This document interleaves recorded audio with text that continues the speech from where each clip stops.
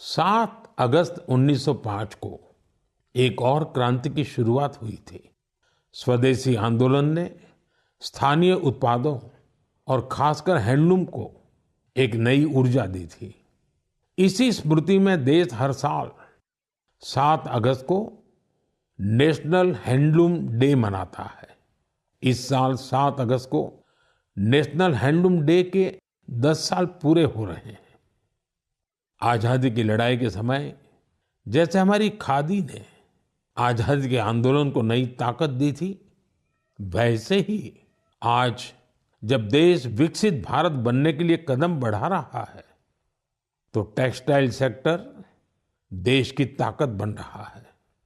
इन 10 वर्षों में देश के अलग अलग हिस्सों में इस सेक्टर से जुड़े लाखों लोगों ने सफलता की कई गाथाएं लिखी हैं। महाराष्ट्र के पैठण गांव की कविता धवले पहले एक छोटे से कमरे में काम करती थी। न जगह थी और न ही सुविधा। सरकार से मदद मिली, अब उनका हुनर उड़ान भर रहा है। वो 3 गुना ज्यादा कमा रही है। खुद अपनी बनाई पैठणी साड़ियां बेच रही है। उड़ीसा के मयूरभंज में भी सफलता की ऐसी ही कहानी है। यहाँ 650 से ज्यादा आदिवासी महिलाओं ने संथाली साड़ी को फिर से जीवित किया है।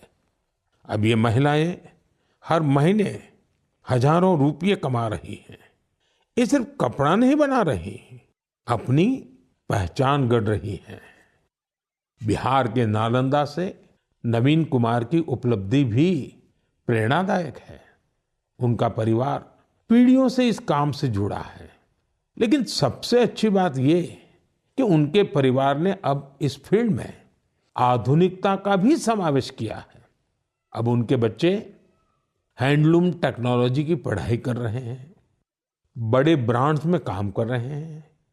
ये बदलाव सिर्फ एक परिवार का नहीं है, ये आसपास के अनेक परिवारों को आगे बढ़ा रहा है। साथियों, टेक्सटाइल भारत का सिर्फ एक सेक्टर नहीं है, ये हमारी सांस्कृतिक विविधता की मिसाल है। आज टेक्सटाइल और अपैरेल मार्केट बहुत तेजी से बढ़ रहा है और इस विकास की सबसे सुंदर बात यह है कि गांवों की महिलाएं, शहरों के डिजाइनर, बुजुर्ग बुनकर और स्टार्टअप शुरू करने वाले हमारे युवा सब मिलकर इसे आगे बढ़ा रहे हैं। आज भारत में 3000 से ज्यादा टेक्सटाइल स्टार्टअप सक्रिय हैं। कई स्टार्टअप्स ने भारत के हैंडलूम पहचान को ग्लोबल हाइट दी है। साथियों, 2047 के विकसित भारत का रास्ता आत्मनिर्भरता से होकर गुजरता है और आत्मनिर्भर भारत का सबसे बड़ा आधार है वोकल फॉर लोकल। जो चीजें भारत में बनी हो, जिसे बनाने में किसी भारतीय का पसीना बहा हो, वही खरीदे और वही बेचे। ये हमारा संकल्प होना चाहिए।